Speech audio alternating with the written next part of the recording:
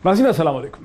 नाज़रीन, जैसा कि आप सुन चुके होंगे, अखबारात में भी देख चुके होंगे कि पाकिस्तान के फॉरेन मिनिस्टर, पाकिस्तान के डिफेंस मिनिस्टर के साथ यानी शाह महमूद कुरैशी साहब, साथ उनके परवेज़ खटक साहब और national security adviser doctor Moid Yusuf जो हैं वो आज लाइन ऑफ कंट्रोल पे पहुँचे।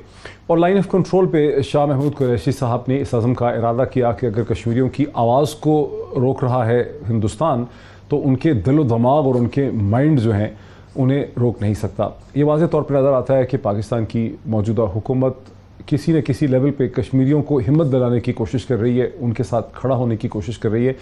लेकिन पाकिस्तान के गिर्द जिस किस्म का एक इंटरनेशनल स्ट्रक्चर खड़ा हुआ है गुज़िश्ता 15-20 बरस से, बल्कि शायद उससे ज़्यादा से भी, उसमें पाकिस्तान की हुकूमत की मैनूवरिंग की कोई बहुत ज़्यादा हमें कैपेसिटी नज़र नहीं आती इस इशू पे, ख़ास करके जिस हवाले से एक सूरत हाल कश्मीर में, मकबूजा जम्मू और कश्मीर में और हिंदुस्तान में डेवलप हो रही है।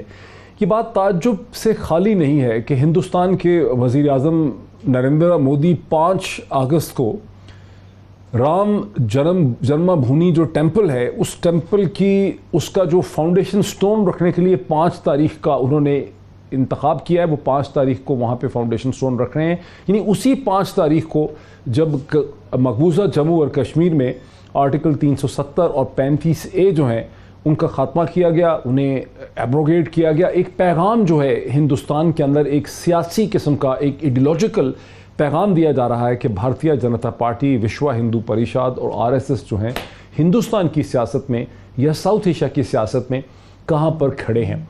इसकी इम्प्लिकेशंस क्या हैं उस मकबूजा जम्मू और कश्मीर में जहाँ अब बोलने की भी इजाज़त नहीं है, जहाँ अब लिखने की भी इजाज़त नहीं है, और जहाँ पर डोमिसाइल के नए कानून के ज़रिए बहुत ज़्यादा लोगों को रियासत के बाहर से कहा जा रहा है कि अब तक 1 लाख लोग जो हैं उनको शहरियत दी गई है, जो पहले के कानून में मुमकिन नहीं थी। यानी वहाँ की आबादी के तनाव को बदलने की कोशिश की जा रही है, मुस्लिम आबादी को एक माइनॉरिटी में बदलने की कोशिश की जा रही है, एक डेमोग्राफिक चेंज लाने की कोशिश की जा रही है। यानी एक इम्पीरियलिस्ट, वही हिंदुस्तान जिसने ब्रिटिश इम्पीरियलिज्म के ख़िलाफ़ अपनी जद्दोजहद की थी, अब वो एक इम्पीरियलिस्ट कॉलोनियल, न्यू कॉलोनियल, एक कॉलोनियल स्ट्रक्चर जो है वो मकबूजा जम्मू कश्मीर में खड़ा कर रहा है। इसकी पाकिस्तान के लिए इम्प्लिकेशंस क्या है? क्या हम रवायती बातें करते रहेंगे या कोई आउट ऑफ द बॉक्स किस्म के सोल्यूशंस भी हमारे साथ हैं? ये वो मुश्किल सवाल है जिसके साथ मैं अपने पैनल को इंट्रोड्यूस करता हूँ। मुझे आज के इस प्रोग्राम में पाकिस्तान के मुस्तकिल मंदूब बराए अक़वाम मुत्तहिदा एम्बेसडर मुनीर अकरम साहब भी ज्वाइन कर सकेंगे 20 मिनट के लिए। मुझे ज्वाइन करेंगे शमशाद अहमद ख़ान साहब, x foreign secretary, phone line पे मुझे ज्वाइन कर सकेंगे जनरल रिटायर्ड एजाज़ एवान साहब, डिफेंस एनालिस्ट हैं वाया वीडियो लिंक, और मुझे ज्वाइन कर सकेंगे इकराम सहगल साहब जो प्रोमिनेंट डिफेंस एनालिस्ट हैं, कई किताबों के ऑथर हैं। Very welcome to all the people. Munir अकरम साहब, एक पाकिस्तान को पता नहीं फ़ायदा हुआ या नुकसान हुआ कि जब से आप पाकिस्तान के परमानेंट रिप्रेजेंटेटिव बन गए हैं यूनाइटेड नेशन के अंदर, आप जो अपनी तहरीर लिखते थे डॉन के अंदर, जो एक बहुत बड़ा रियल पॉलिटिक एनालिसिस होता था, एक out of the box thinking होती थी, वो भी अब ख़त्म हो गई है। क्या इस स्टेज पे जब आप वहाँ मौजूद हैं न्यूयॉर्क में और वहाँ से आप साउथ एशिया को देख रहे हैं, वे फॉरवर्ड है क्या? जिस किस्म की नफ़रतों के और फैशिज़म के भूत नंगे होके इस वक्त हिंदुस्तान में नाच रहे हैं, इसकी इम्प्लिकेशंस क्या है और इसका वे फॉरवर्ड क्या है हमारे लिए? अस्सलाम वालेकुम मोहित भाई। देखें, जो आपने सवाल ये पूछा है, इसका जवाब मेरे ख्याल में सब में बेहतर जवाब अरुंधति रॉय ने दिया। और मैं आपको उसने जो कहा एक लेक्चर में, वो मैं पढ़ लूँ, अंग्रेजी में है। वो कहती है, India has always functioned as an upper caste Hindu state, but the conceit of secularism, hypocritical though it may be, is the only shard of coherence that makes India possible. This hypocrisy was the best thing we had. Without it, India will end. ये उसका conclusion है। आप हमारा जो मुश्किल है, जो challenge है, मैं अगर इसको उर्दू में क्योंकि बहुत से लोग हमारे व्यूवर्स ऐसे हैं जो इसको अंग्रेजी में नहीं समझ सके होंगे, आपने जो पढ़ के सुनाया, यानी अरुंधति राय जो हिंदुस्तान की इंतहाई मुमताज़ नॉवेलिस्ट, राइटर, मुफक्कर और इंटेलेक्चुअल हैं, उनका कहना यह है कि हिंदुस्तान हमेशा से एक एलिटिस्ट, एक अपर दर्जे की जो ऊंचे दर्जे की हिंदू कास्ट थी, उसका गवर्नेंस मॉडल था, लेकिन एक मुनाफकत, एक हिपोक्रेसी, एक उसके ऊपर कवर डाला हुआ था सेक्युलरिज्म का। लेकिन अब वो कवर जो है, और वो कवर ज़रूरी था हिंदुस्तान को फंक्शन करने के लिए, लेकिन अब भारतीय जनता पार्टी की पॉलिटिक्स ने वो मास्क या वो कवर जो है उससे भी हटा दिया है। यही आपने कहा ना एम्बेसडर मुनीर अकरम साहब? जी मनोज भाई, यही मेरा कहना था। तो मेरे ख्याल में जो हो रहा है हिंदुस्तान में, जो मोदी हुकूमत जो बरकरार कर रही है कश्मीर में और बाकी हिंदुस्तानी मुसलमानों के साथ, उसका नतीजा हिंदुस्तान के लिए बहुत बदतर होगा, बहुत डेंजरस होगा। हमने देखना है कि इस वक्त जो कश्मीरी अवाम को जो ज्यादतियां उनके साथ हो रही हैं, उसको किस तरह से हम हल कर सकते हैं। जो कश्मीरी कॉज है, उनकी जो लेजिटिमेट कॉज है, रेजिस्टेंस है, उसको किस तरह से हम दुनिया में बता सकते हैं कि ये लेजिटिमेसी है, इस पे जो टेररिज्म का दब्बा दिया था वो सही नहीं है। और हिंदुस्तान को और पूरे जो ममालिक हैं दुनिया में, उनको किस तरह से हम कन्विंस कर सकते हैं कि ये हिंदुस्तान का जो रुख है, ये एक डेंजरस रुख है, जिसमें या तो जेनोसाइड होगा या जंग हो सकती है। आपको इसमें क्या कामयाबी हो रही है? बिकॉज आप तो ड्राइविंग सीट पे हैं न्यूयॉर्क में अक़वाम मुत्तहिदा के अंदर पाकिस्तान के मंदूब की हैसियत से, तो इसमें किस हद तक आपको कामयाबी हो रही है दुनिया को बताने के लिए कि जो ट्रेंड्स इमर्ज कर रहे हैं नरेंद्र मोदी के हिंदुस्तान से फैशिज्म के, ये दर हकीकत नाज़ी किस्म की फैशिज्म है? ये देखें, मेरे ख्याल में जो पॉपुलर लेवल पर अगर आप लोगों से अगर बात करें तो उनको बिल्कुल अभी जाहिर हो गया है कि हिंदुस्तान जो ज़्यादतियाँ कर रहा है कश्मीर में, उसकी हकीकत वो जानते हैं।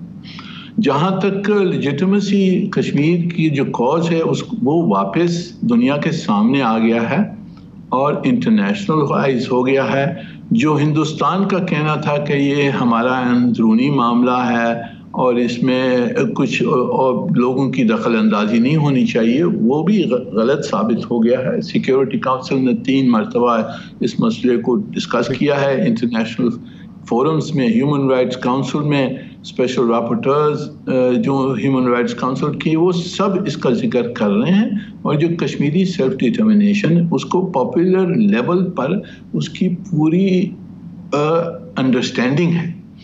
अब सिर्फ रहता है कि जो हुकूमतें हैं, जो ताकतें हैं, जिनको फैसले करने हैं सपोर्ट करने के लिए, उनकी कुछ ऐसे इंटरेस्ट हैं, नेशनल इंटरेस्ट हैं, अलाइनमेंट्स हैं, जिस वजह से वो हिंदुस्तान की हिमायत कर रहे हैं और उस वजह से जो फैसले करवाने हैं इंटरनेशनल लेवल पर, वो रुके हुए हैं।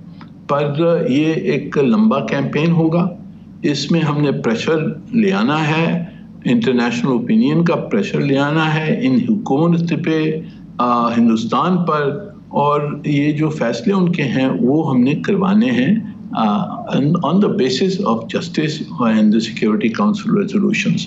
तो ये लंबा कैंपेन है, पर मेरे ख्याल में 1 साल में काफ़ी इजाफा हुआ है। अगर आप स्ट्रेटेजिक सिचुएशन देखें साउथ एशिया में, वो बदल गई है। Pakistan is no longer on the defensive, we are on the offensive. हमारे ताल्लुकात खित्ते में बिल्कुल बेहतर हो गए हैं, हिंदुस्तान के ताल्लुकात खित्ते में बुरे हो गए हैं। तो ये आप स्ट्रेटेजिक जो पिक्चर है वो चेंज हो रही है। अच्छा, हमारा ये आप मेरे साथ रहें, मुझे इसको एक आगे चलने दें। एम्बेसडर मुनीर अकरम ने जो एक व्यू दिया है न्यूयॉर्क से, पाकिस्तान के परमानेंट रिप्रेजेंटेटिव हैं, मुस्तकिल मंदूब हैं अक़वाम मुत्तहिदा में, इसी को लेकर अगर मैं क्विकली जाऊं, शमशाद अहमद खान साहब, आपका इस पे क्या रद्द-ए-अमल है जो एम्बेसडर मुनीर अकरम ने कहा?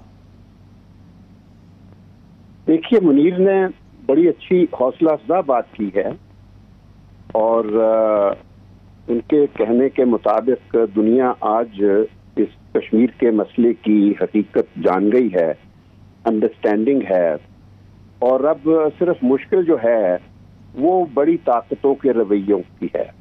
میں اتفاق کرتا ہوں اس بات سے، لیکن یہ سچویشن ایسی ہے ڈاکٹر صاحب کہ جو گزشتہ 70 سال سے یہی چیز ہے، یہ مسئلہ وہی ہے، اور انڈیا ہمیشہ ایکسپلائٹ کرتا رہا ہے اپنا جو کلاؤڈ تھا، اس کا اکنامک کلاؤڈ، جو پولیٹیکل کلاؤڈ، بڑا سائز ہونے کے ناطے اس نے ہمیشہ اس کا فائدہ اٹھایا۔ لیکن یہ ہے کہ ہم لوگ ان طاقتوں کا رویہ نہیں بدل سکے جن طاقتوں کے رویے کی وجہ سے انڈیا یہ سارا کھیل کھیل رہا ہے۔ یعنی گزشتہ 6-7 سال سے جو مودی نے کھیل رچایا ہوا ہے، یعنی ایک ہندو راشٹرا جس کو بلڈ کر رہا ہے، جس کی تعمیر کر رہا ہے، وہ ہندوتوا کی آئیڈیالوجی کی بنیاد پر، جس کے ذریعے سے وہ اپنے ملک میں اس کی جو ساکھ تھی وہ ختم ہو گئی ہے، کیونکہ انڈیا کے جو عوام ہیں وہ ناخوش ہیں اس کی پالیسیوں سے۔ جو انڈیا آج تک ایک بڑی جمہوریت کے طور پر دیکھا جاتا تھا، آج وہ ایک ورسٹ آٹوکریسی بن گئی ہے، جہاں ایک ناپسی سوچ کا بندہ، فاشسٹ سوچ کا بندہ اپنے ملک کے لیے ہی نہیں بلکہ پورے خطے کے لیے غلط فیصلے کر رہا ہے۔ تو میں منیر کی بات کی طرف جاؤں گا۔ کشمیر کے حوالے سے ہمیں 5 اگست 2019 کو ایک بہت بڑا موقع ملا۔ مجھے یاد ہے ڈاکٹر صاحب، میں آپ کو یہ بتانا شیئر کر رہا ہوں کہ جب یہ ہوا 5 اگست کو، اس سے اگلے دن یہاں ایک گروپ ہے بڑا، جس میں ہم سب ریٹائرڈ لوگ ہیں سارے شعبوں سے، تو سب بہت غصے سے بات کر رہے تھے کہ یہ کیسے ہو گیا، کیوں ہو گیا۔ آخر میں مجھے موقع ملا تو میں نے صرف اتنا کہا کہ میں آپ سب سے اختلاف کرتا ہوں۔ میں سمجھتا ہوں کہ جو 370 آرٹیکل ایبروگیٹ ہوا ہے یہ بلیسنگ ان ڈسگائز ہے، ٹھیک، اور یہ ہمارے لیے اب وہ چیلنج نہیں بلکہ ایک اپرچونٹی کے طور پر آیا ہے، کیونکہ 1947 میں انڈیا نے کشمیر کو آکیپائی کیا، 2 سال کے بعد انڈیا نے یہ آرٹیکل 370 کا پردہ ڈال کر اپنا جو ایگریشن تھا اس کو کور اپ کر دیا تھا۔ تو 70 سال تک یہ جو ایگریشن تھا کور رہا، پردے کے پیچھے رہا، جو پچھلے سال مودی کی حرکت کے نتیجے میں وہ پردہ اٹھ گیا، دنیا کو ایگریشن نیکڈ آنا شروع ہو گیا۔ اچھا ذرا آپ کے پروگرام پہ یہ کہا کرتا تھا، یہاں ذرا رکے، میں اسی پوائنٹ پہ میں کاؤنٹر ویو لینا چاہتا ہوں۔ اکرام سہگل صاحب، ہندوستان میں تو شادیانے بجائے جاتے ہیں، ہم جو یہ تجزیہ یہاں پہ آفر کر رہے ہیں کہ ہندوستان کی مشکلات میں اضافہ ہو رہا ہے، وہاں سے تو وہاں تو ان کی پاپولیرٹی میں بی جے پی کی، RSS کی، وشو ہندو پریشاد کی، نریندر مودی کی پاپولیرٹی میں اضافہ ہو رہا ہے، وہ تو ایک ڈیفرنٹ ٹریجیکٹری پہ جا رہے ہیں۔ آئی تھنک آپ کو یہ غلط انفارمیشن ہے۔ میں بالکل اگری کرتا ہوں امبیسڈر منیر اکرم صاحب سے اور امبیسڈر شمشاد صاحب سے، کیونکہ ڈفرینٹ ان کی وہ بیسکلی ان کی دونوں ویوز کنسائڈ کرتی ہیں، اور ہم بڑے خوش قسمت ہیں کہ ایسے منجے ہوئے ڈپلومیٹ ہمیں ریپرزینٹ کرتے رہے پاکستان میں اور کرتے ہیں۔ دیکھیے بات یہ ہے کہ انڈیا کے اندر بڑی سخت شزم ہے، اور یہ شزم جو ہے، اور یہ شزم خالی پولیٹیکل نہیں ہے، یہ اکنامک شزم ہے، اور بیسکلی ان لوگ نے جو یہ کیا ہے، what they have done is، بالکل میں اگری کرتا ہوں امبیسڈر شمشاد صاحب سے کہ this is a blessing in disguise، because what they have made، Kashmir کو انہوں نے tripartite dispute بنا دیا، جو ابھی تک in all purposes it was a dispute between India and Pakistan. Now China is a part of the dispute. تو China جو ہے، چین جو ہے، وہ ہر چیز جو کرتا ہے وہ ڈائریکٹلی نہیں کرتا، وہ انڈائریکٹلی کرتا ہے۔ لیکن ون آف دی تھنگز از، خیر اپنا لائن آف کنٹرول میں تو ابھی بھی وہ across the line of actual control ہے، جو کچھ بھی انڈیا بولے۔ لیکن دوسری بات آپ دیکھیں ان کی جو ایکشن ہے ایران میں، چابہار میں، اور دوسرا چابہار چھوڑیں، جو انرجی برج بڑے پروجیکٹ انہوں نے کینسل کیا ہے اور ایران کے ساتھ ڈائریکٹلی چین نے کیا ہے، these are very significant moves. میں سمجھتا ہوں کہ مودی نے اپنے ایکشنز کے تھرو انڈیا کی یونین کو جیپرڈی میں ڈال دیا۔ ہمارا پرابلم یہ ہے کہ ہمیں ڈپلومیٹکلی ہم تو جتنا کچھ کریں، ہمارا پرابلم ہے PR کا، ہمارا جو امیج ہم پروجیکٹ کرنا چاہتے ہیں، اور میں بار بار یہ کہتا رہا ہوں اور کہتا رہوں گا کہ ہمیں چاہیے کہ ایمبیسڈر شمشاد صاحب جیسے لوگ ان لوگوں کو جہاں جہاں یہ سرو کر چکے ہیں وہاں پر ان کو بھیجنا چاہیے، اور ان کی بولے کہ ان کی رولوڈیکس کھول کر کے ان کی جتنی بھی اس علاقے جس شہر مانے کہ جس ملک میں نے سرو کیا ہے وہاں پر پبلک اوپینین جو ہے وہ تھرو جو ان کے کانٹیکٹس تھے ان کو بات کریں، ان کو بتائیں انڈیا کے بارے میں. اور یہ خالی ایک یہ تو ہم چاہتے ہیں کہ ہمیں کم سے کم 20-25 جگہ لوگ جائیں اور یہ کریں. جب تک پبلک اوپینین کو نہیں پتہ چلے گا کہ انڈیا کے اندر کیا ہو رہا ہے. اور دوسری بات ہمیں تھوڑا سا پیشنس ایکسرسائز کرنا پڑے گا، اور پیشنس ایکسرسائز کے علاوہ تھوڑا ہمیں دکھانا پڑے گا کہ ہم بھی ان کی جو خالی ریٹرک سے بات نہیں بنتی، تھوڑا ہمیں بھی دکھانا پڑے گا کہ بھئی ہم بھی کچھ کر سکتے ہیں. دیکھیے geo political circumstances are against India. Afghanistan کے جو پلیٹ فارم تھا، ایک سیکنڈ اگر ایک مجھے اجازت دے دیں، یہ جو پبلک اوپینین کا ایشو ہے نا، میں اکرام سیکل صاحب پھر آتا ہوں، میں آپ کی طرف پھر آؤں گا بیکاز منیر اکرم صاحب نے چلے بھی جانا ہے، تو اس سے پہلے جلال صاحب کو کوئکلی لے لوں. جلال صاحب، یہ جو چین نے ایکشن کیا تھا لداخ میں، یہاں پہ بہت سے لوگوں نے سمجھا کہ شاید چین جو ہے وہ ہمیں بھی ایک سیکیورٹی وہاں دے رہا ہے، لیکن اب تو چین جو ہے اس کی تھوڑی گراؤنڈ ریئلٹی بتا دیں ہمیں. خبروں سے تو یہی پتہ چل رہا ہے کہ چین نے بہت سے علاقے خالی کر دیے ہیں، ڈس انگیجمنٹ کا پروسیس آگے بڑھ گیا ہے. تو نیٹ ایفیکٹ کیا ہے چین اور ہندوستان کے لداخ میں اسٹینڈ آف کا یا ملٹری جو کانفلکٹ ہوا اس کا نیٹ ایفیکٹ کیا ہے ریجن پہ؟ نیٹ ایفیکٹ صرف معید صاحب اتنا ہے کہ China has become an active partner. China عملی طور پر اس پورے کانفلکٹ میں اور 370 اور 35A کا پردہ اتر جانے کے بعد، جیسے شمشاد صاحب کہہ رہے تھے، جب ہندوستان نے اپنے چہرے سے یہ ماسک اتار دیا ہے، ان کی ریالٹی چائنا کے سامنے آ گئی ہے، اور چائنا کا جو بارڈر ہے وہ تھریٹن ہوا ہے. انہوں نے اپنے آپ کو سیکیور کیا ہے. اب ڈس انگیجمنٹ صرف اس حد تک ہے کہ وہ تقریباً 1 کلومیٹر پیچھے گئے ہیں، اور فزیکل مڈ بھیڑ کے چانسز نہیں ہیں جیسے پہلے ہو چکا ہے. لیکن پرنسپل پوزیشن سے نہ چائنا پیچھے ہٹا ہے، نہ ہی ہندوستان نے اپنے آپ کو ادھر کوئی نرمی دکھائی ہے، بلکہ وہ اس ایریا کو مزید ری انفورس کرنے جا رہا ہے. تو یہ ہے جو ground reality as far as I know. لیکن یہ جو سچویشن ہے اس وقت، ہندوستان جتنا آج کمزور ہے اتنا کبھی کمزور نہیں تھا آن 3 counts.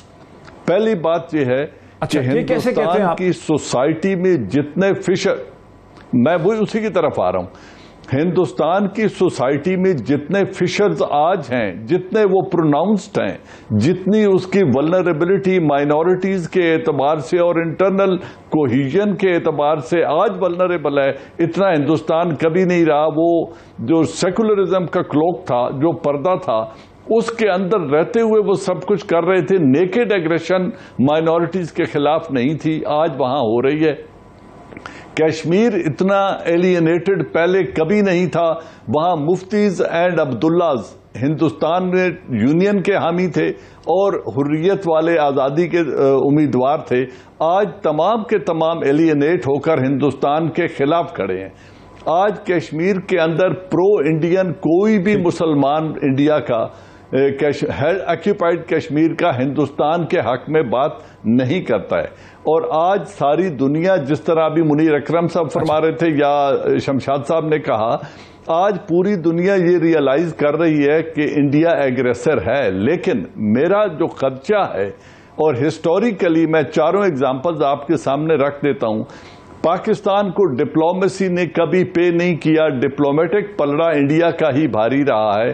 جب ہم پہلی دفعہ UN میں گئے، اس کے باوجود کہ ہم بڑا بیر اور یہ سب کچھ امریکہ کو دے چکے تھے، رشیا نے ہمیں ویٹو کر دیا اس معاملے پہ، اور پھر ہمیں کبھی دوبارہ جانے کی جرت نہیں کی.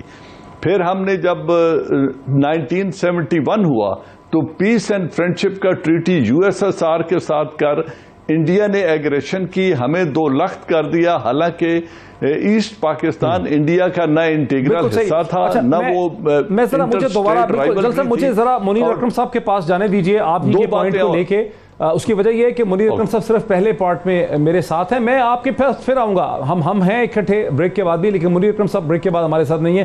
منیر اکرم صاحب, آپ نے سب کچھ سن لیا, اور جنرل صاحب تو پوائنٹڈلی یہ کہتے ہیں کہ ڈپلومیسی نے ہمیں کبھی پے آف نہیں کیا ہے, ہمیں ہمیشہ ماری پڑی ہے نیگوسیشن ٹیبل کے اوپر.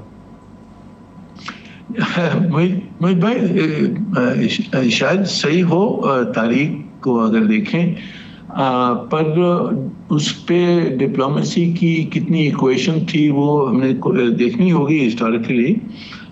پر جو سب میں اہم بات یہ ہے کہ ڈپلومیسی کا جو رول ہوتا ہے, ڈپلومیسی کا رول ہوتا ہے ایک انوائرمنٹ کریٹ کرنے کے لیے, جہاں جو اصل جو ڈیسائسو فیکٹرز ہوتے ہیں وہ ملک کی طاقت ہے. اگر ملک میں طاقت ہو تو اس کی ڈپلومیسی بھی طاقتور ہوگی اور اس کو فیصلے صحیح ملیں گے. پر اگر ملک کمزور ہو اکنامکلی, پولیٹیکلی, اندرونی اگر ہمارے ڈویژنز ہوں تو اس سے ڈپلومیسی بھی کمزور ہو جاتی. تو اگر تاریخ کو دیکھنا ہوگا کہ 71 میں کیا ہوا, کیوں ہوا, وہ میرے خیال میں جو ہماری کمزوریاں تھیں وہ ڈپلومیسی کی کمزوریاں نہیں تھیں, وہ ہماری خود کی نیشنل کمزوریاں تھیں جس وجہ سے ہم نے مار کھایا. پر to get back to the point, بات یہ ہے کہ ہندوستان اس وقت, جیسے جنرل صاحب کہہ رہے ہیں کہ ہندوستان میں کافی ڈویژنز ہیں. میرے خیال میں 3 اور وجہ ہیں جو ہم نے دیکھنا چاہیے کہ کیوں ان کی کمزوری کیا ہے. پہلی چیز تو اکانومی, جو سب دیکھ رہے تھے کہ یہ فاسٹسٹ گروئنگ ڈیولپنگ کنٹری ہے, اس کی اکانومی بیٹھ گئی ہے. Indian economy will contract by at least 11-12% in this year, in 2020. Secondly, یہ جو کووڈ جو پینڈیمک ہے اس سے جو نقصان ان کو ہوا, پہلے جو جس طرح سے انہوں نے ریئیکٹ کیا ہے اور جو مائیگرنٹس کے ساتھ جو حال ہوا ہے, ایک کیوس پھیل گیا وہاں ہندوستان میں. سر میں بریک لینی ہے مجھے, اس لیے وائنڈ اپ کر لیں سر, کنکلوڈ کریں, بریک لینی ہے مجھے. تیسری چیز جو دیکھنے کی ہے, کنکلوڈ کیجئے. یہ جو لداخ میں ہوا ہے, لداخ میں جو ہوا ہے اس سے یہ کیوں ہوا ہے. جے شنکر نے تو کہا تھا کہ ہم پورا قبضہ کر لیں گے جموں اور کشمیر, پورا پاکستانی جموں اور کشمیر, اور امت شاہ نے کہا تھا کہ ہم اقصی چین بھی لے لیں گے. جو چینی ریاکشن تھا اس کا, یہ چینیوں نے دکھایا ان کو کہ جی آپ اس قسم کی باتیں نہیں کر سکتے ہیں, تو یہ ایک ریسٹرینٹ ان کے اوپر موجود ہے. تو ہندوستان کی یہ کمزوریاں ہیں, ہم نے ایکسپلائٹ کرنی ہے, ہم نے اپنا ڈپلومیٹک کیمپین جاری کرنا ہے, اپنے آپ کو نیشنلی مضبوط کرنا ہے, اور اسے امپروو کرنا ہے. ایمبیسڈر صاحب مجھے بریک لینی ہے. ایمبیسڈر منیر اکرم پاکستان کے پرماننٹ ریپرزینٹیٹو اقوام متحدہ میں ہمارے ساتھ تھے پہلے پارٹ میں, اور انہوں نے ایک ویو دیا ہمیں نیو یارک سے کہ کیسے بھارت کی مشکلات میں پہلے سے کہیں زیادہ اضافہ ہو گیا. ایک بریک لیتے ہیں اور بریک کے بعد واپس آتے ہیں اور کچھ اور نکات کے ساتھ اس ڈسکشن کو کنٹینیو کرتے ہیں. ناظرین ویلکم بیک. ناظرین وقفے سے پہلے ہمارے ساتھ ایمبیسڈر منیر اکرم بھی تھے, پاکستان کے پرماننٹ ریپ ہیں اقوام متحدہ میں, اور ہم نے یہ ڈسکس کیا کہ کیسے بھارت جو ہے وہ 5 اگست کو جب مقبوضہ کشمیر کے سٹیٹس کو بدلا گیا, آرٹیکل 370 اور 35A کو ختم کر کے, اسی تاریخ کو اب رام مندر جو ہے اس کا فاؤنڈیشن سٹون رکھا ہے ہندوستان کے وزیر اعظم جناب نریندر مودی. منیر اکرم صاحب کا یہ کہنا تھا کہ بھارت کے چہرے سے جو ماسک تھا وہ اتر گیا ہے, کشمیر کی صورتحال بھی لوگوں کو پتہ ہے, لیکن ممالک ابھی بھارت کے خلاف, ہندوستان کے خلاف پوزیشن لینے کو تیار نہیں ہے, جس پہ شمشاد احمد صاحب کا کہنا تھا کہ یہ مسئلہ ہمیشہ سے ہے. جلال صاحب کا یہ کہنا ہے کہ جلال ایوان کا کہنا ہے کہ پاکستان کی ڈپلومیسی ہمیشہ کمزور رہی ہے. اکرام سہگل صاحب بھی ایمبیسڈر منیر اکرم سے ایگری کرتے ہیں. یہاں تک کی تو ساری ڈسکشن ہے. اس کو لے کے اگر ہم تھوڑا سا آگے میں چل سکوں, جلال صاحب, جنرل اعجاز ایوان اور اکرام سہگل, آپ دونوں ملٹری پرسونل رہے ہیں, آپ ایک ملٹری اسٹریٹجی کی نظر سے صورتحال کو دیکھتے ہیں. میں نے کچھ پیس لکھنا تھا اگست 5 کی مناسبت سے, میں اس پہ ریسرچ کر رہا تھا, بہت سی کتابیں میں نے نکالی. مجھے سمجھ آئی کہ گرداسپور کا ڈسٹرکٹ, جس نے گرداسپور کی ڈسٹرکٹ کے بغیر ہندوستان نہ تو کشمیر کے ساتھ الحاق کر سکتا تھا, نہ اس کے وہاں پہ جنگ لڑ سکتا تھا. گرداسپور کا ڈسٹرکٹ ماؤنٹ بیٹن نے ریڈ کلف ایوارڈ کو اثر انداز ہو کے گرداسپور کا ڈسٹرکٹ جو ہے وہ ہندوستان کو دیا. سوال پیدا ہوتا ہے کہ کیوں دیا. جب ایمرجنس آف پاکستان کو لائن بائی لائن پڑھتے ہیں چودھری محمد علی کی کتاب کو تو سمجھ آتی ہے کہ ماؤنٹ بیٹن کا ایک بہت بڑا مسئلہ یہ تھا کہ ہندوستان کو رکھنا ہے برٹش کامن ویلتھ میں. تو ایک طرح سے ہندوستان کو برٹش کامن ویلتھ میں رکھنے کے لیے کانگریس کو منانے کے لیے کشمیر کی ڈیل جو ہے وہ ماؤنٹ بیٹن ہمیں وہاں پہ کرتا نظر آتا ہے. میرا آپ دونوں سے سوال ہے جو بھی اس کو پہلے لینا چاہے کہ اگر یہ گراؤنڈ ریالٹی ہے بھارت کے سائز کی اور بھارت کی امپورٹنس کی تو پھر آگے ہمیں کیا نظر آ رہا ہے؟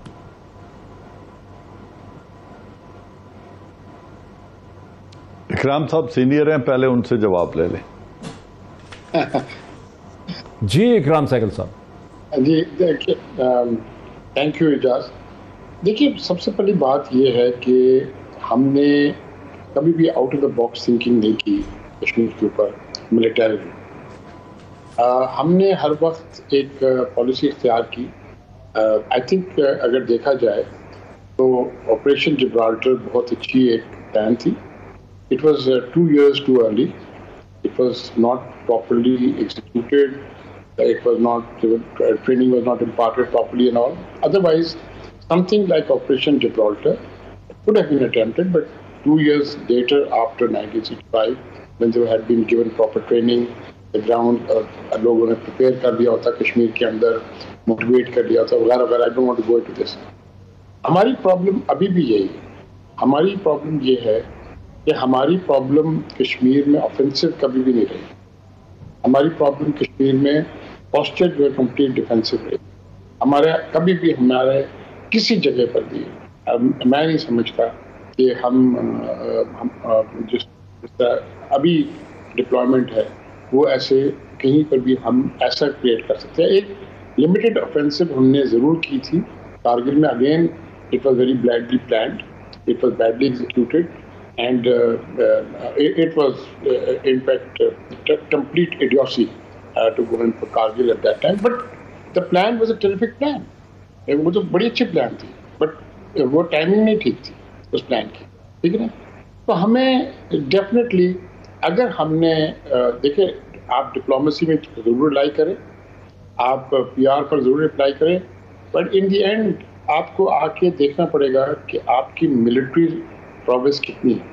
ناؤ ہمیں بڑا شکر ادا کرنا چاہیے کہ لاسٹ 2 decades میں ہمیں باقی جو دشواریاں ہوئی ہیں, لیکن پاکستان آرمی کو پرٹیکولرلی بڑی اچھی بیٹل اناکولیشن ہوئی ہے. اور جو amount of combat readiness that they have now achieved including general Aijaz مان سٹنگ ہے, آپ یہ آپ سوچ بھی نہیں سکتے پاکستان میں کبھی ہوا ہے. تو آپ کے پاس ایک بیٹل ہارڈنڈ آرمی آپ کے پاس ہے. اچھا میرے ساتھ اب آپ اس آرمی سے کیا کریں گے؟ ٹھیک ہے, اگر وہ ٹھیک ہے, لیکن ہے کرنے کے لیے کچھ, وہ دوسری بات. ہاں ہاں. اچھا سر مجھے اسی سوال کو ذرا لے کے جانے دیجیے شمشاد احمد خان صاحب کے پاس. اس کی وجہ یہ ہے کہ میں جان صاحب کو بھی پھر لوں گا اس میں, لیکن شمشاد احمد خان صاحب جب کارگل کا ذکر کرتے ہیں, سہگل صاحب کے بیڈلی پلانڈ آپریشن تھا, مجھے یاد پڑتا ہے جو کچھ میں نے پڑھا ہے کہ کارگل کو انٹرنل پولیٹیکل سپورٹ بھی نہیں تھی. وزیر اعظم عمران نواز شریف جو ہے ان کی سپورٹ بھی نہیں تھی. وہ دوسری طرف دیکھ رہے تھے, کچھ اور ہی سوچ رہے تھے. اور اس کی جو لارجر انٹرنیشنل سپورٹ سسٹم ہے, یہ لارجر, اس پہ کیسے رد عمل ہوگا, کیسے ہم اس کو ڈکلیئر بھی کر سکتے ہیں کہ نہیں کر سکتے. ایئر فورس اس میں جو تھی اس کی بہت ضرورت تھی, لیکن ایئر فورس آن بورڈ ہی نہیں تھی. تو یہ سب چیزیں بھی اس میں ہوئی ہیں. شمشاد صاحب آپ اسے جو یہ کہا ہے سہگل صاحب نے کہ ہم آپریشن بھی اگر بریلینٹ ہوتے ہیں, کیپیبلٹی بھی ہے, لیکن ڈپلوائے نہیں کر سکتے, لارجر کانٹیکسٹ کو سمجھ نہیں سکتے, اس پہ آپ کا کیا رد عمل ہے؟ ڈاکٹر صاحب اگر آپ مجھے اجازت دیں تو میں آج آپ کی اس نشست میں صرف کشمیر پر بات کرنا چاہوں گا. کارگل میرا خیال ہے موقع نہیں اس موضوع پر اس وقت بات کرنے کا. صرف میں کشمیر پہ اس وجہ سے بھی کہ پچھلی میری گفتگو نامکمل رہ گئی تھی اور منیر نے بہت اچھی بات کر گیا. انفیکٹ وہ ہماری ساری گفتگو کا جو سم ٹوٹل ہے وہ بیان کر گیا کہ سارا مسئلہ جو ہے وہ پاکستان کی اپنی پوزیشن پر ہے, ہماری کمزوریاں ہیں, یعنی جس وجہ سے ہم اپنی مسئلے حل نہیں کروا سکے. یہ اس کا مقصد یہ تھا کہنے کا. صرف میں اسی بات پر یہ اپنی طرف سے ایک انٹروینشن جو میری ہے وہ یہ ہے کہ ہم یقیناً ہمارے اندر بہت مسائل ہیں, بہت کمزوریاں ہیں اور بڑی نیگیٹو فہرستوں کا حصہ ہیں، بلکہ ان کی سر فہرست رہے ہیں. لیکن یہ کہنا کہ پاکستان ایک کمزور ملک رہا ہے، اس بات سے میں اتفاق اس وجہ سے نہیں کر سکتا کہ ہم نے گزشتہ 70 سالوں میں بڑی بڑی طاقتوں کو ان کی جنگیں جیت کر دی ہیں. ہم نے ایک امپائر کو ڈسمینٹل کر کے چھوڑا ہے، سوویت جس کو مغرب ایول امپائر کہا کرتے تھے، اس کو ہم نے ڈسمینٹل کیا. اس کے بعد پھر مشرف کے دور میں اٹلی امریکہ کو افغانستان میں ہم نے اتنی مدد کی کہ ہماری کوششوں کے ساتھ بڑی طاقتیں اپنی جنگیں جیتتی رہی ہیں. تو ہم اپنی جنگ کیوں نہیں جیت سکتے؟ یہ میرا سوال ہے، یہ میں پوچھنا چاہتا ہوں، کیونکہ ہمارے بات وہ کر گئے، لیکن کاش وہ یہ منیر اکرم یہ کہہ دیتا کہ آج پاکستان کی ایک ایسی قیادت ہے جس کی بات دنیا سنتی ہے، جس کی بات دنیا سمجھتی ہے. میں نے غالباً آپ کے پروگرام میں ڈاکٹر صاحب ایک دفعہ ذکر کیا تھا کہ ہمارے 100 سفیر بھی پچھلے 70 سالوں میں وہ کچھ نہیں کر سکے جو ہمارے موجودہ قیادت نے اس 1 یا 2 سال کے عرصے میں کر دیا، کیونکہ اس کی ایک جو ہے کریڈیبلٹی دنیا میں کہ دنیا سمجھتی ہے اس کی بات کو. تو اس وجہ سے آج دنیا میں اس کے ہاتھ مضبوط کرنے کے لیے اب تو سفارتکاروں کا فرض بن جاتا ہے کہ وہ اس کی پوزیشن اور مضبوط کرے، اور اس کے لیے کنکریٹ آئیڈیاز آنے چاہیے بڑے تجربہ کار سفارتکار. یہ بڑا مفصل آپ کا ڈاکٹر صاحب پوائنٹ آف ویو، بڑا ابھی تک کمپریہنسو آپ کا بڑا پوائنٹ آف ویو آیا. کوئک میں جنرل صاحب کو بریک سے پہلے، جنرل صاحب یہ جو شمشاد صاحب کہتے ہیں کہ اگر ہم دوسری بڑی طاقتوں کی جنگیں لڑتے رہے ہیں، ان کو فتح سے ہمکنار کرتے رہے ہیں، امریکہ کی طرف ان کا اشارہ ہے، افغانستان کی طرف اشارہ ہے، تو ہم اپنی جو جنگیں ہیں اس کو ہم جو اپنا جو کاز ہے اس کو ہم نہیں ٹھیک طرح سے ہینڈل کر سکے. معید بات بالکل درست کہہ رہے ہیں شمشاد صاحب. بات یہ ہے کہ ہم اچھے معاون تو ثابت ہو سکتے ہیں اور ہوتے رہے ہیں جب تک ہمیں ڈپلومیٹک سپورٹ رہی ہے طاقتور ممالک کی، تو وی ہیو ڈن ونڈرز. میں پھر اسی پوائنٹ کی طرف آؤں گا کہ جب ہمارے مفاد کی بات ہوئی تو ہمیں وہ ڈپلومیٹک سپورٹ نہیں مل سکی جو دنیا کو ملتی، جو اس وقت ہی ہم نے یو ایس ایس آر کو ڈس انٹیگریٹ کرنے میں کلیدی کردار ادا کیا، لیکن امریکہ اور ویسٹ ہمارے ساتھ کھڑا تھا. امریکہ کی ہم نے مدد کی تو امریکہ اور ویسٹ ہمارے ساتھ کھڑا تھا اور ان کو یو این کا کور موجود تھا. ہم یہ سب کچھ آج بھی کر سکتے ہیں. میں نے پہلے یہیں سے بات کی ابتدا کی تھی کہ ہمیں جب تنہا چھوڑ دیا جاتا ہے، ہم سے بڑا بیر لے لیا گیا لیکن رشیا کا ویٹو کسی نے نہیں رکوایا. 71 وار میں نے یہ بات نہیں کی تھی کہ ڈپلومیٹک فیلئر ہے، صرف وہ ملٹری فیلئر بھی تھا، پولیٹیکل فیلئر بھی تھا، ڈپلومیٹک فیلئر بھی تھا، لیکن اس میں ڈپلومیسی نے یا ویسٹرن کنٹریز نے ہماری مدد نہیں کی، حتیٰ کہ چین اور امریکہ بھی ہماری مدد کے لیے نہیں آیا اور Hindustan U S S R کے ساتھ ایک معاہدہ کر کے ہمیں ڈس انٹیگریٹ کر کے چلا گیا. پھر ہم 1984 میں امریکہ کی جنگ افغانستان میں لڑ رہے تھے یو ایس ایس آر کے خلاف. انڈیا نے سیاچن آکوپائی کر لیا اور امریکہ نے ہماری طرف دیکھا تک نہیں اور اس میں ہمارے ساتھ کوئی معاونت نہیں کی. ill planned, ill executed Kargil. I agree with اکرم صاحب، لیکن ill timed, I would say ill timed. لیکن اس میں بل کلنٹن نے جو امداد انڈیا کو دی وہ اسٹریٹجک ایمبریس بن گیا ان دونوں کا پاکستان کے خلاف، لیکن پاکستان کی مدد کسی نے نہیں کی. تو جب یہ دنیا اپنے مفاد کے لیے ہمیں استعمال کرتی ہے تو وی ڈیلیور، لیکن جب ہمارے مفاد کی بات ہوتی ہے تو دے لک دی ادر وے. اب ہم نے دیکھنا یہ ہے ڈپلومیسی ایک ایسا پروسیس ہے جو صرف ایک بات، ڈپلومیسی کو کوئی آدمی ڈسکنٹینیو نہیں کر سکتا. یہ جنگ میں بھی جاری رہتی ہے، امن میں بھی، لیکن ملٹی پرانگ اپروچ ہوگی تو کشمیر حل ہوگا. الون ڈپلومیسی سے نہیں ہوگا، یہ لکھ لیں. اور میرے خیال میں منیر اکرم صاحب بھی یہی بات کہہ کے گئے ہیں اور ہمارے یہ دونوں جو لرنڈ دوست بیٹھے ہیں یہ بھی یہی کہیں گے کہ diplomacy alone will not get you Kashmir. یہ لکھ لیں آپ. میرے ساتھ رہیے، ایک بریک لیں، اس ڈسکشن کو آگے بڑھاتے ہیں آفٹر دا بریک.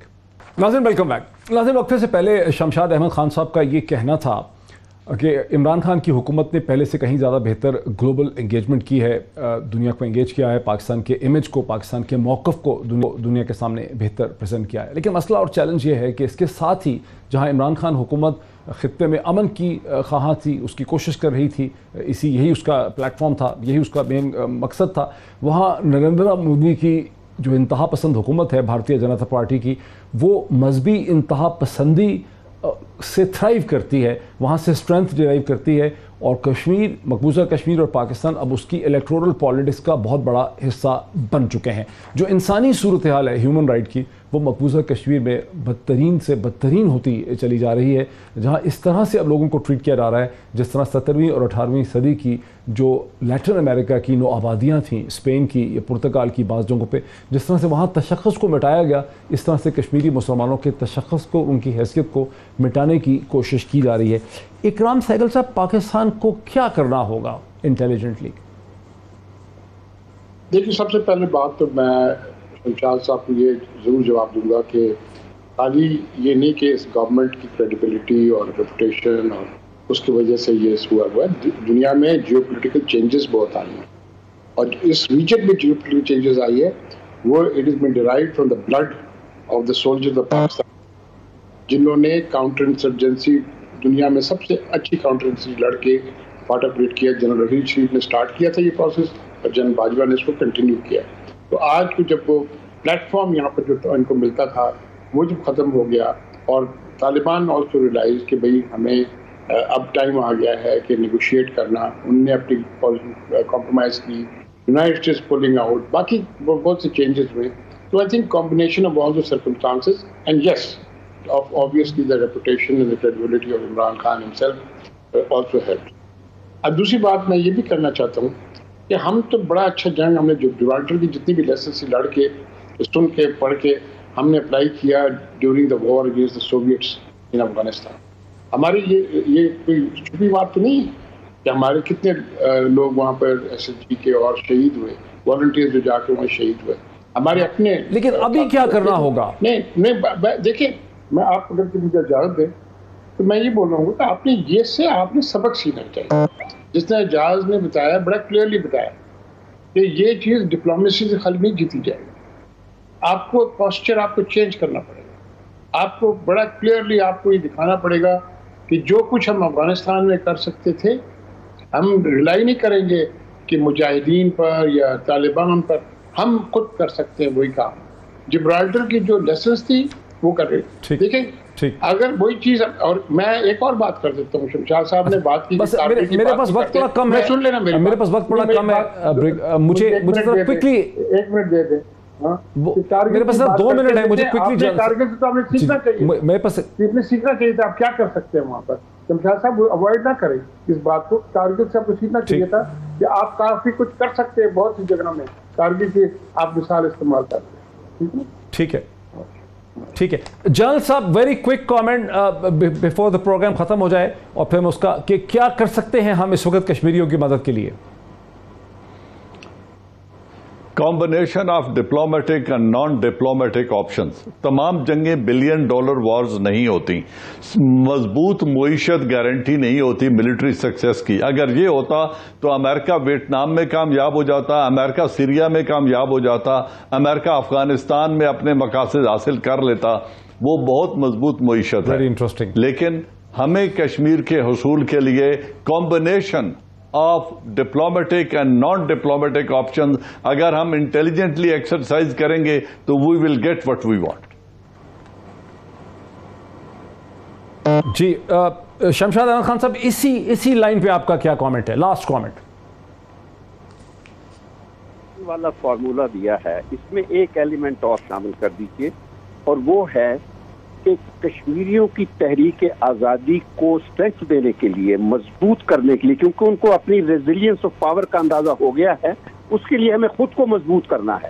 اپنے آپ کو اسٹرینتھن کیجیے. ہماری اسٹرینتھ سے کشمیری مضبوط ہوں گے، میں آپ کو یہ بتا دیتا ہوں، کیونکہ جب ہم اور اسٹرانگ ہوں گے تو دنیا میں ہماری کریڈیبلٹی بڑھے گی، دنیا میں ہماری بات اچھی طریقے سے سنی جائے گی. ورنہ ہم جتنا کچھ کشمیریوں کے حق میں آواز اٹھا رہے ہیں وہ کہیں نہیں جائے گا. وقت ہمارا ختم ہو گیا. شاد احمد خان صاحب کا, ایمبیسڈر منیر اکرم کا, جنرل اعجاز ایوان صاحب کا اور اکرام سہگل صاحب کا بہت شکریہ. ناظرین, فیصلہ آپ کا ہے اس ڈسکشن کے حوالے سے. آج اتنا ہی, کل پھر ملاقات ہوتی ہے. بہت شکریہ.